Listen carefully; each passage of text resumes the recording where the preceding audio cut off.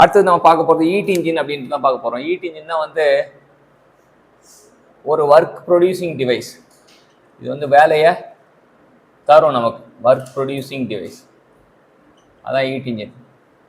So இது என்ன பண்ணுன்னா, ஃபஸ்ட்டு வந்து சோர்ஸ் இருக்கும், அப்புறம் சிங்க் இருக்கும், நம்ம டிவைஸ் இருக்கும்.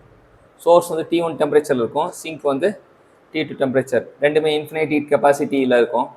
ஸோ இங்கேருந்து Q1 ஹீட்டை வந்து சப்ளை பண்ணுவாங்க, இங்கே Q2 ஹீட்டை வந்து ரிஜெக்ட் பண்ணுவாங்க. அதனால் W ப்ரொடியூஸ் ஆகும். W equal to Q1 minus Q2ன்னு சொல்லுவாங்க.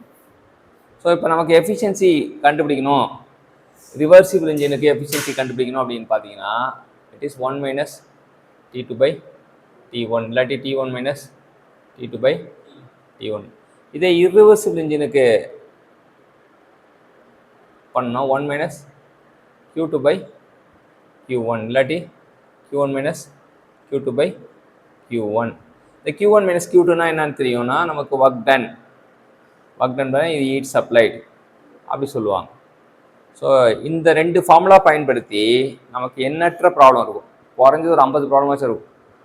எல்லா வருஷமும் இதுவாக கேட்டிருப்பாங்க.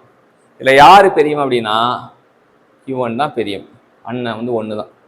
இது வந்து ஹீட் அப்சர்வ் சொல்லுவாங்க, ஆர் ஹீட் சப்ளைடு அப்படின்வாங்க.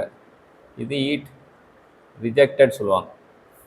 இதுதான் வந்து ஹீட் இன்ஜினுக்கான முக்கியமான இது. இப்போ ஹீட் இன்ஜின் தான் யாராச்சும் கேட்டாங்கன்னா, heat engine is a work producing device, work output கிடைக்கும் by absorbing the heat from the source and rejecting heat to the sink அப்படின்றது தெரியும். சோர்ஸ்லேருந்து ஹீட் எடுத்து சிங்க்கு, நீ என்ன தான் சோர்ஸ்லேருந்து ஹீட் எடுத்தாலுமே அந்த ஹீட் குறையாது, ஏன்னா அது இன்ஃபினைட் ஹீட் கெப்பாசிட்டி. என்ன தான் சிங்க்கு ஹீட் எடுத்தாலுமே ஹீட் ஏறாது, ஏன்னா அதுவும் இன்ஃபினைட் ஹீட் கெப்பாசிட்டி.